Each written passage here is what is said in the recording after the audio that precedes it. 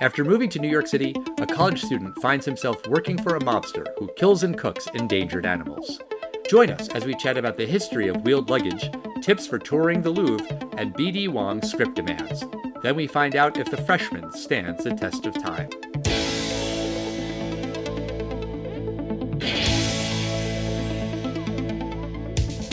Test of time, James and Alan have to say, do the movies you love still hold up today? James says Gladiator with the glutton, Alan says as a father blah blah. It's the test of time, James and Alan have to say, do the movies you love still hold up today? Test of time, James and Alan have to say, do the movies you love still hold up today?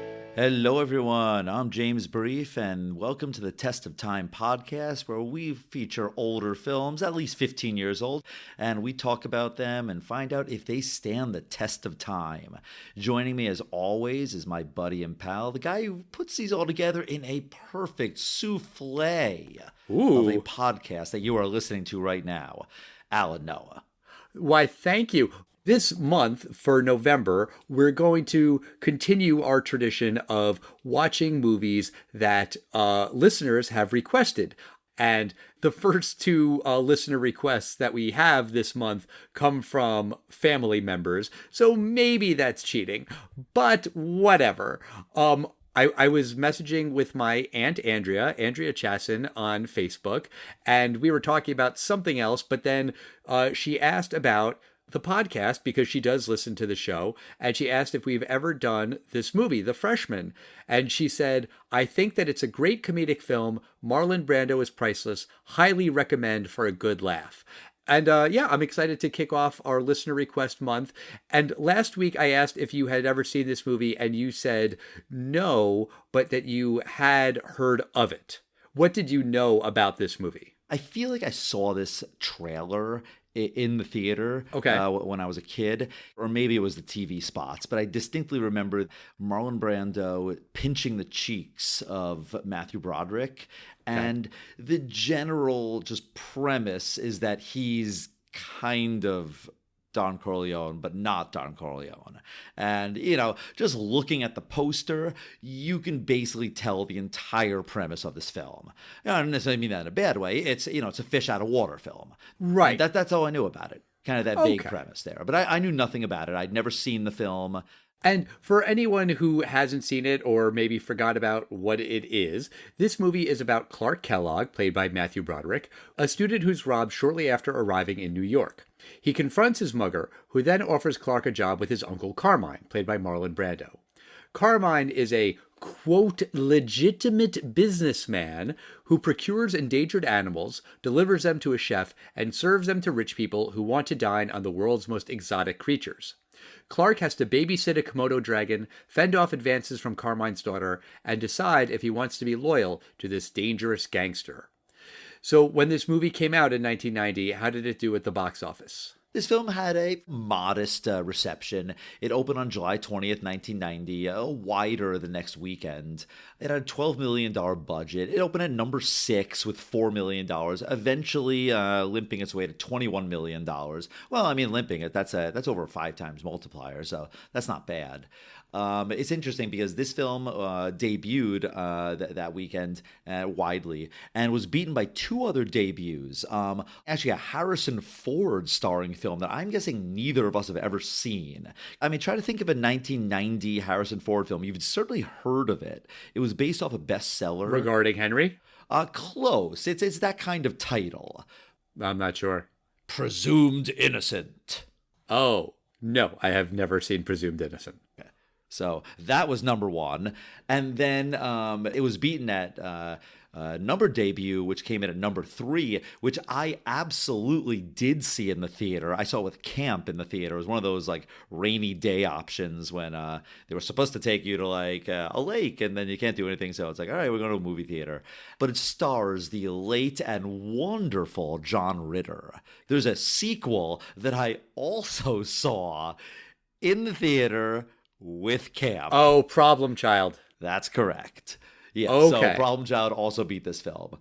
I also saw Problem Child and Problem Child 2 in the theater. We can do those or one of them on the podcast at some point. But as we start talking about this movie, I feel like the elephant in the room is that Marlon Brando is playing a character named Carmine Sabatini, who is basically Vito Corleone from The Godfather. And when Clark, the Matthew Broderick character, first meets him, he's like, oh, you look just like, and then it's like, no, shh, we don't say that. We don't talk about that. But it's not even implied. It is said that this guy, Carmine, is the inspiration for Vito Corleone. So within the context of this movie, the Godfather movie also exists. And I gotta say, I fucking hate this. I hate this with a passion. This is insulting the audience's intelligence. I feel insulted when a movie does this. There's one other movie that comes to mind that also did this. Can you guess what I'm thinking of? Ocean's 12. And I felt so insulted when they did that as well. And, I'll bet there's a reason for this to work. I don't think anyone's pulled it off yet. I don't know that I agree with that. I do not think that there is a way to work when you explicitly say it. Here's how it can work. When you have Arnold Schwarzenegger, who is in action movie after action movie after action movie, and then he's in Kindergarten Cop, and the joke is, wait a second, this guy's a kindergarten teacher? And it's implied. It's a wink, and it's not super subtle, but it's also not, hey, you look like the guy who was the Terminator in that movie, The Terminator. Or saying you look like Arnold Schwarzenegger, which is basically what they do. Right. You're right. It can't work. Because we're all laughing at it. He's in a dimly lit, wooden 1930s Italian espresso corner when, this guy owns hundreds of millions of dollars. It's a joke. We get it. And the fact that they said it once, that Matthew Broderick was like, hey, doesn't he resemble that actually I probably would have been fine with. But there are seriously maybe half a dozen jokes referencing it. Yeah, and as I was thinking about the Arnold Schwarzenegger Kindergarten Cop thing, that's not the same because that's kind of playing against type. And here Brando is playing directly into type. He is playing the same exact character, but acknowledging it. And I could imagine in a pitch meeting with some studio executive, someone saying, we're going to have Marlon Brando play a Godfather type, but there's a twist, which, spoiler alert for the end of this movie, he's not really a gangster. He's actually a good guy, kind of pretending to be a gangster. And I could sort of see how that could maybe fly in a pitch room, but I just feel like in reality and practice, it doesn't work. Also, that's apparently not what happened. The writer-director of this movie, Andrew Bergman, he wanted to get Marlon Brando in this movie, and Marlon Brando said, I'm not so sure about playing another Godfather-type character. And then Bergman said, well, what if we say that this character is the inspiration for Vito Corleone? And Brando was like, yeah, sure. Also, in the movie, Clark is a film student, and in his film class, he watches The Godfather Part 2. And you know who's in The Godfather Part 2 in the prequel part of that movie? Bruno Kirby, who's also in this movie, The Freshman. So why doesn't Clark ever talk to Bruno Kirby in this movie and say, hey, you also look like a guy from The Godfather, but The Godfather Part 2, isn't that funny? I mean, that could happen, right? I don't think it's exactly the same because Marlon Brando was only in his late 40s or something when he did The Godfather. They aged him to look like old man Vito Corleone. And in this film, time has caught up with him. He looks identical. I think it's fair to say that Bruno Kirby does not look the way he did in 1972 in this film. He still looks like Bruno Kirby. Whatever. I think the real point is that you're just not supposed to think about it. I have to ask you, it's a law of the test of time. Al, what do you think of the voiceover? Because that's like your thing, Al, talking about being a dad Oh, and hating voiceovers. oh, And that's I'll my tell you, thing. is it me, or is the voiceover only in the beginning and then it kind of disappears? Is there anywhere else he talks about it? Yes, it does pop up again later on. I think it's in the scene when they're driving in the car and he's like, Carmine told me his plan. I wasn't sure it Yeah. would work, blah, blah, blah. But it is awful. It is fucking awful. It is really, really stupid. Like, that's me. That's my stepdad. He's really into saving wildlife. You don't need to tell us that. You can show us this. This is all stuff that you can visually show to the audience. It's not necessary. It's insulting. And my eyes were rolling right out of the gate with the stupid voiceover. And really, all it's telling you is he's going to college. His dad's dead. His stepfather loves animals. Unlike the Matthew Broderick film that I thought the voiceover worked really well, Biloxi Blues, there really was a narrator to the film. The character in that film is a writer, so you're presumably reading some of his diaries and stuff.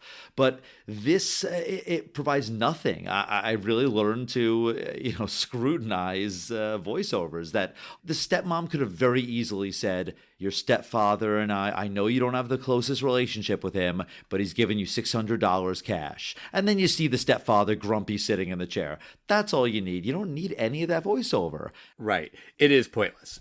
There's a great test of time thing right when he arrives in New York, and that's carrying luggage. First of all, a college freshman arriving with one bag of luggage and like a sack over his shoulder, that is slightly different than today. True. There's a lot of stuff to get there. But also, I remember even in the 80s, it kind of being somewhat new. I felt that like luggage had wheels on the bottom and there was this very awkward leash that you could pull that never really worked. And if you made the slightest turn, your luggage would fall over to the side. Like the drag and carry and 360 wheel luggage we have today, completely brand new. Wait, really? Like you had to carry all of your luggage? Yeah, the like luggage with a leash or some kind of thing, that was a relatively new thing. You always see these things in the 60s, all those suitcases that people used to put bumper stickers everywhere they'd go. Those are cases that you carry. Luggage really evolved over the years. I can't say for sure when the first wheeled luggage made its debut, but wheeled luggage was not a thing in the 80s. Interesting. If anyone out there knows more about the history of luggage, you can write to us at Test of Time Pod. I don't know that I'm really super curious about it, but hey, whatever. Well, Google told me that it was first invented in 1972 by this guy Bernard Sato, but it wasn't until 1987 that Plath updated the design by placing the suitcase vertically and attaching two wheels and building a retractable handle. Well, good to know. Let me ask you about the Komodo dragon in this movie, which, by the way, is not a real Komodo dragon because it is, in fact, in real life, a endangered species, and they used a different kind of lizard. I forget exactly what it was. But the scene when the Komodo dragon escapes and runs away and runs into a mall, what did you think of that scene? I think that scene is very, very 80s. I'm not insulting in this way, but I think it's kind of the thing you'd see in like Superman 3 would have had like a kimono dragon escape. And it's just that little scene. Don't get me wrong. There could be a great scene of like, the greased pig is loose. I'm sure there could be comedy with that. This one wasn't very comedic. I didn't really believe that these two guys would get away with actually getting this kimono dragon and just kind of casually walking out of this mall and just walking away with it. I didn't really like the scene. It took it a little bit out of the somewhat grounded in reality nature of the film. Right. I was watching this scene thinking, this scene is supposed to be funny, right? And I didn't laugh. I didn't crack a smile. I just found it tedious. The way the dragon gets loose is because Clark's roommate is busy smoking a cigarette when they stop for gas, which is like, he's stupid for smoking a cigarette at a gas station and stupid for not paying attention to the very, very valuable dragon that they're supposed to be watching. But I was just imagining this scene with a baby or a puppy or something that is escaping and is running around a mall, and it's supposed to be like, oh, cute. There's like a little baby on an elevator. How did the baby get in the elevator? How did the puppy push the button or something like that? But it's this ugly Komodo dragon. And, the fact that it's ugly doesn't mean that I don't care about it, but it does make it less interesting. It's not funny, though. It's not interesting or funny. I think you're exactly right. It was supposed to be funny. And the music for that scene tells you, ba-ba-ba-ba-ba, this is funny, but it just wasn't. No, it really was not. Penelope Ann Miller, she's in this film. This is the second film we've seen with her and Matthew Broderick in together. Do you know what the first one was? Yeah, she's in Biloxi Blues with him. Right, she's the girlfriend. She plays the mob boss's daughter. I love how she's introduced as Carmine Sabatini's only daughter. That's such a that's almost like what a narrator would say in like a mob novel or something. Like, that's his only daughter and the jewel in his eye. But she's just like, this is how you introduce her. It was just so weird. Yeah, it was weird. I liked her character. I thought she was kind of funny. I did think it was weird, again, how casually she talked about the family's notorious crimes. Like, the second he comes in, you see a Mona Lisa, and Clark, he admires how, that's a really nice replica. And she's like, nope, it's fake. We stole it 10 years ago and it toured around the country. That's quite an admission. Right. I feel like anytime I see the Mona Lisa now, I just think of the Lonely Island song. Do you know that song, Mona Lisa? No, I don't, but I absolutely hate the Mona Lisa. Not hate the Mona Lisa, it's just the most overrated painting in history. If you ever have a chance to go to the Louvre in Paris, skip it. It's so dumb. It's behind 6 feet of glass, and it's tiny. You can even look behind it. It's the stuff that's turn around that's beautiful. But go anywhere else. It's mostly famous. I don't know if you know this. It was stolen in the early 20th century, and it was missing. A Da Vinci was stolen, and it was gone for 20 years or something, then famously found. That's why it's so famous today. It's not that for hundreds and hundreds of years it's been this most famous painting in the world. No, it's famous because that's when the press came, and it was a famous art heist in the early 20th century, and that's why it's famous. It's just not that interesting, in my opinion, especially from Da Vinci's catalog of everything he's done. Well, if you hate the Mona Lisa, you will love the song Mona Lisa by The Lonely Island. Give it a listen after we're done recording. You will enjoy it. I will. That's my advice. Skip the crowd over there and look at everything else surrounding the Mona Lisa. No, I've been to the Louvre. I can't argue with you. There was something great I loved in this, something that's so 80s. And, weirdly, it's disappeared because aerosols have come back in fashion. They're just not with CFCs anymore, killing the ozone layer.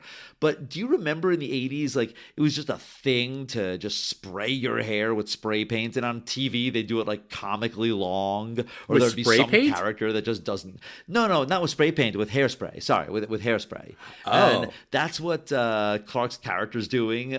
Frank Wallen, what's his most famous role? What would you say this guy's most famous role is? It's a very small role, but one of the most famous roles in movie history. Yeah. I'm not sure. Let's just say his character's name is Brad. Does that give you a hint? Brad, no. Let's just say, check out the big brain on Brad. Oh, Pulp Fiction. Yeah, that's right. He's Brad in the scene from Pulp Fiction, who is about to be killed by John Travolta and Samuel L. Jackson. But he correctly realizes that the Grand Royale is what they call a quarter pounder because of the metric system. Okay, all right. I love that scene. It's one of the best scenes ever. There's something else I thought interesting. BD Wong, he's in this film. He has a small role. His whole role surrounds the Komodo dragon. And I just thought that was interesting because his other most famous role is being the scientist from the Jurassic Park franchise. And, right. Obviously coincidence later, but pretty cool. Maybe it's not a coincidence. Maybe he has said to his agent, you only send me scripts where I work with lizards. Well, he was also a voice in Mulan, and Mulan had a dragon, so That's true. he will only do dinosaur or dinosaur-like reptile roles. Maybe there is something to this, Al. Maybe we figured something out about BD Wong. So the whole movie is kind of building towards this big dinner when they're going to eat the Komodo dragon. And it takes place in a cornfield because the thing is that these dinners are always in a different location. It's a secret because, of course, it's a illicit, illegal thing. I thought they said that they were going to be in New Jersey. Are there giant cornfields in New Jersey? There very well might be. Jersey gets really, really rural. I would believe there's cornfields in New Jersey. Maybe, but if there are, I'm sure they still smell like toxic waste like the rest of New Jersey. We're recording this episode for the benefit of my aunt who lives in New Jersey, and I always give her shit about New Jersey, so I just had to. Sorry. Well, as a New Yorker, we generally are supposed to say Yes. something about Jersey. You said it. They do have cheaper gas. No, they don't. It might not be cheaper than one place you know of, but it's definitely cheaper than right over the border. I grew up in Rockland County, and everyone drove to Jersey for cheaper gas. Yes, you used to. Now they have raised the taxes, and the prices in Jersey for gas are virtually identical to New York. Maybe a couple pennies cheaper. You might be right that it's definitely not. It used to be ridiculously cheaper. It used to be Yes. like almost like $1 cheaper. Yes. It was pretty crazy. I mean, I'm trying to give Jersey some credit here, Al. So you're taking that away. No. They took it away. New Jersey got rid of the only good thing about New Jersey. They did that to themselves. That's on them. I mean, Action Park, but you know. And Bruce Springsteen and Bon Jovi and Gaslight Anthem. I guess The Sopranos. All right, fine. There's a couple of good things about New Jersey. But the point is, they have this elaborate dinner in the cornfields of New Jersey. And this is where it is revealed that Carmine is not actually a bad guy. He is a good guy. And the whole thing was a setup in order to catch these two government agents who were on the take from a different crime family. This doesn't make any fucking sense, right? There were obviously several Act 3, Scene 5s, the resolution scene, and they went with this one. It's so simple. Just make him a mob guy that, he doesn't have to deal with like killing and prostitution. He could just be, he runs, he can get some tires that may not make it from the shipyard to Costco and I sell it cheaper. That kind of mob boss. Everything points to him being nonviolent in this film. There's really nothing in this film that's violent. They could have just so easily had him. Yeah, he's working with them, whatever, to help the feds. That's how they let him look the other way with some of his businesses, whatever. And also, everyone on planet Earth buys Marlon Brando as a mob guy. I don't know why they went the other way. The only thing I could think of is the more modern idea of subverting expectations for no good reason. Look, I'm fine with the twist ending. That's great. And subverting expectations and inverting what you expect, that's great. I'm into that. I also get that they kind of wanted to soften the character because if it turns out that he is turning good now, but for a very long time he was killing endangered animals and serving them to rich assholes, then you kind of hate the guy. They wanted to make him a lovable character, but the plan doesn't make any fucking sense because they picked Clark for this whole operation. Everything that happens in the movie was all done deliberately because of Clark's stepfather. They needed Clark to involve his stepfather. That was the whole point. And some of it makes sense because they knew he was going to come to New York. They could intercept him at Grand Central. They could rob him, and then he would be desperate for money, which would lead him to take this job with Carmine. But there's one giant leap of faith in this plan, which is that Clark was going to call home and that Dwight, his stepfather, was going to secretly listen in on this conversation. What happens if Clark calls home and says, "Mom, I was robbed. I'm sorry, but I need more money. It's embarrassing. I feel ashamed, but I need this in order to continue my college education. And the mom says, hey, all right, big city, be more careful next time. And she sends him a check. The end. That is the end of this plot. And that's a thing that could have happened. Right. I mean, they could have established that there was no money at home, like they're literally destitute or something. Like, how much money was he going to get? He could have just gotten a job in the school library. I mean, work a couple weekends. There are so many things that had to go right according to this plan. He could have just not been suckered by Bruno Kirby's character and just been like, nope, I'm going to the subway. Officer, hello, he's in Grand Central. I mean, this is 1990. Yeah, I guess they're still playing up the whole New York as like a crime-ridden hellhole. And it is a few years before Giuliani would come and kind of, blah, blah, blah. But I don't know. He could have just gone in a cab, man. You have $600 in your pocket. Right. It's all really, really convoluted. And so does that mean that Carmine didn't really steal the Mona Lisa and what's there is a replica? Why did they have to go through this whole thing with Tina being in love with him and wanting to marry him right away? What is the point of that? How does that further the end game? Yeah, and let me ask you, was the professor in on this too? I would think that he would have had to be, because if he had just been a nice guy and said, hey, you know what? It's all right. Here's an extra copy of the book. Don't worry about it. Then, yeah, again, the whole plan goes to shit. But then maybe not, because the professor really seemed to be impressed by Carmine and like, oh my God, he is a real living legend. Maybe he was acting. Maybe he was faking it. But I don't know. That seems like a stretch. It's established that everyone knows who Carmine Sabatini is. And the professor, at one point when Tina, the daughter, comes in, he's like, is there any chance I can meet the Carmine Sabatini, who he knows is the inspiration for Vito Corleone in The Godfather, because this guy's obsessed with The Godfather. So in universe, it makes sense that this mob guy is a mob guy that looks like Marlon Brando. It's really, really weird, and it's really unsatisfying.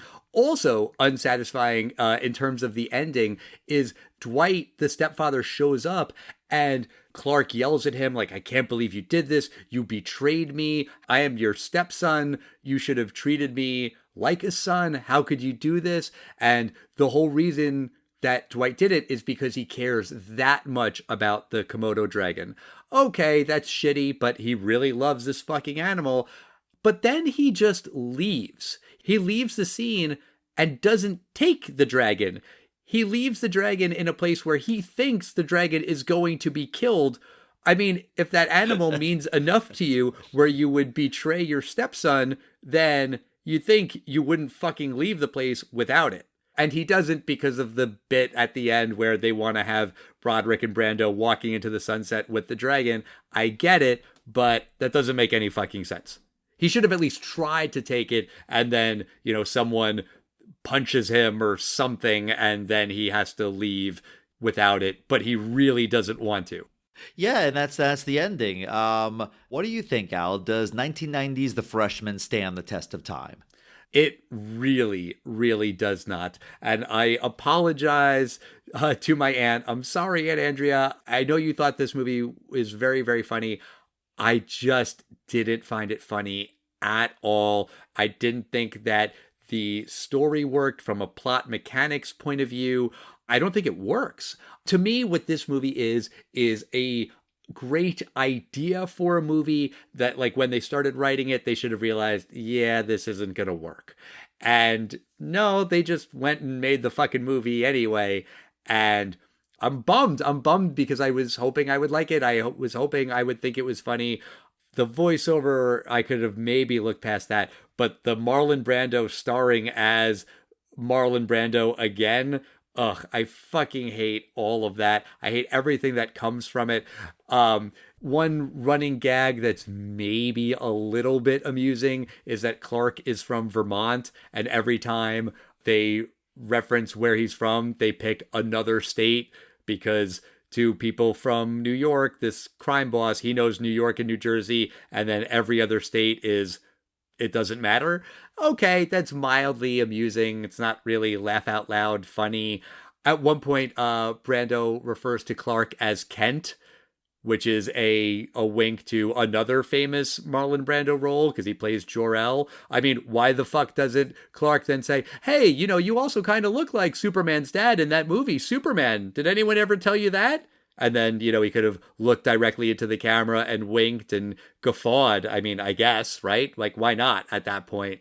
Yeah, I really did not enjoy this movie, and I do not think that it stands the test of time at all. What about you, James? What do you think? Well, I'll say I definitely had a very different take on the film. I actually found a lot of it charming, and I'll tell you this. I don't think people really cared to see Brando doing a Brando impression. Everyone has, or had back then, a Brando impression. Like everyone today has their own Arnold impression. And the weird thing is, I think this film has aged very well in that I found it kind of charming to see Marlon Brando play a Vito Corleone character for an hour and a half. I really liked that. I thought the chemistry with him and Matthew Broderick was very nice. I thought the supporting cast was cool too. Bruno Kirby, there's something about him that I both dislike and like. I mean that probably as a positive because Okay. I think there's something always a little bit sweet and a jerk to his characters, like in City Slickers. But I like a lot of the elements of the film, and I actually found myself laughing at some stuff. I think the major problem with this film is I just don't like where the story went. I don't care that, in the 70s, theoretically, this fictional guy probably did some bad stuff.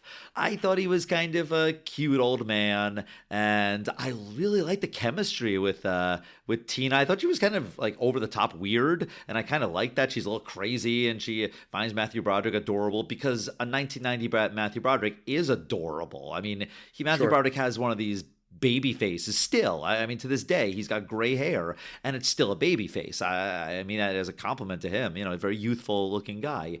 Yeah. And Brando is just awesome. He's great. The film is it's tight, 90 minutes, then 95 or something. It's a short film. I think it's Act 3 I don't like in this film. I don't like anything about the stepfather in this film. I rewound this film a couple times because I kept thinking I was missing something about the stepfather. A couple times when he was saying something, I was like, wait, am I missing? Is he in the FBI too? Why is this so stupid? And you're right. I didn't know what it was about it, but the kimono dragon, the fact that, why isn't he running out with this? I just really, really dislike this entire Act 3. I really kind of wanted to buy the numbers. He's fish out of water. It's the mob. And then in the end, they're like, hey, Clark, you want to work for us permanently? No, no, no, no, no, no, no. And then leaves opening to the sequel where he'll inevitably be drawn back in for more comedic laughs. Basically, I wanted to analyze this. That's a perfect example of what I was looking for. There's a little danger. Of course, Robert De Niro's character, if you think about it, is a cold-blooded, ruthless murderer. But you like him. He's charming. That's all I was looking for. That's what this film needed, and it just needed to be funnier. I just disliked where this film went. I totally see where your aunt is going. If you're not someone who's watched 380-something films and analyzed them and critiquing them every single week without fail. Fair. You get a little bit more scrutinizing this. I can see myself just watching this in 1990. Sure, that was fun. I do agree. If she's remembering it as amazing, no, it's not amazing. But no, it doesn't hold up. But if you want to see a Brando doing a Brando Godfather, you're gonna like that part of it. You're gonna love that part of it, and that's the part of this film I did love. It's just not enough for me. It just needed a little bit more of a plot tweak. So for me, it's a 5 out of 10, but it didn't quite get it, to being a passing grade here. So no, it does not stand the test of time. It really just missed it for me. This is kind of like the bummer of doing the listener requests when I feel like I just have to shit on the movie, and then I feel bad because a listener asked us to talk about a certain movie. But you know what? Honestly, counterpoint to that, the risk, especially if there's fucking voiceover in it. Sorry again, Aunt Andrea. All right, well, That's going to do it for us this week. Next week, we're doing another movie requested by a family member, and that family member is going to join us. My son Eli is coming back on the show to talk about Coach Carter, starring Samuel L. Jackson. I've never seen this movie. He and I have not watched it together. I genuinely have no idea why he picked it. I haven't asked him because I'm going to ask him next week when he's here. Do you know this movie, James? No, I have not seen this film. I do love Samuel L. Jackson, so always excited to see another film of his. I love sports films, so I'm not even sure if this is necessarily a sports film or more of a drama. I know it's about basketball. I know that is the sport in question, and Eli loves basketball now, so that's all I know about it. But I'm looking forward to watching that movie and talking about it, and then we've got a couple more listener requests to round out the month of November. But we want to hear from you guys at Test of Time Pod on Facebook, X, Instagram, Threads. If there's a movie you would like us to watch and talk about for the podcast, let us know. Write into us. Maybe we'll do it next November. Maybe we'll do it before then. Maybe we won't make you wait. Who knows? But let us know, and we'll see you next time, everybody. Bye.